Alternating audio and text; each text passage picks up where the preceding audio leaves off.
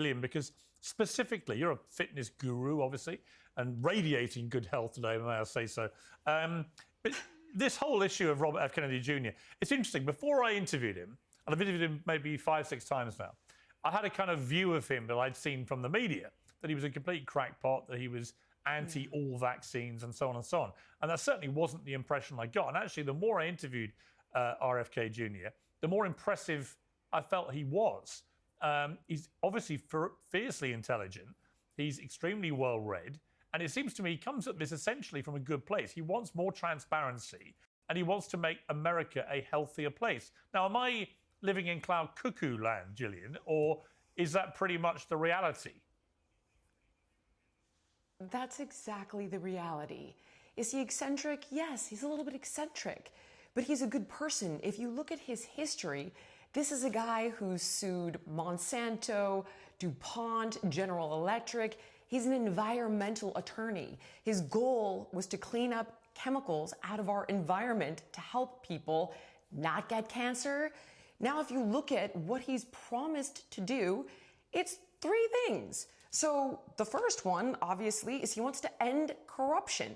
If you look at the revolving door between our government agencies and industry, it's terrifying. I could give you a million different examples of how scary this is, but let's go to one that everybody knows, which is OxyContin.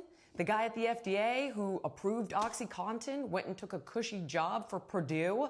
There are a million examples like this. He wants gold standard research when it comes to vaccines and drugs, but particularly vaccines, because the research on those is not up to par. And I'm going to give you a perfect example. He wants human randomized control trials.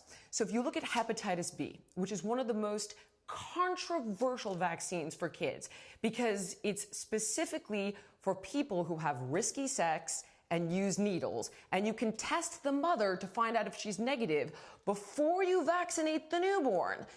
So why does a child even need this? Well, ironically, after the drug companies were given blanket immunity in 1986, they added 48 more doses of vaccinations to the schedule. But let's look at Hep B. What are the clinical trials that it goes through? I think your mind is going to be blown, and I encourage everybody to look this up. It's on the FDA's website. They tested 147 kids in 3 trials, and they monitored them for 5 days. Does that seem up to par? I don't think so. And then the second thing, and by the way, I could give you a million other examples just like this one. And the third thing is he was tasked with dramatically improving the health of Americans.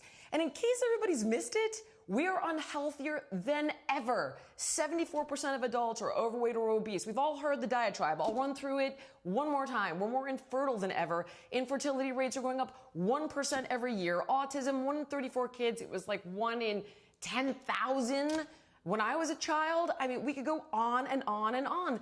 Does rock bottom have a basement? I don't think so. There's a loophole in the FDA that lets 10,000 chemicals into our food, 9,000 of which are banned in every other country of the developing world. I mean, my God, really?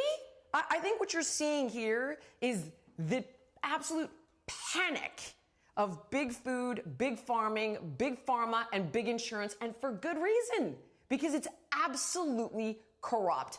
And I, for one, am so excited about this, and I will do everything to help get this guy confirmed.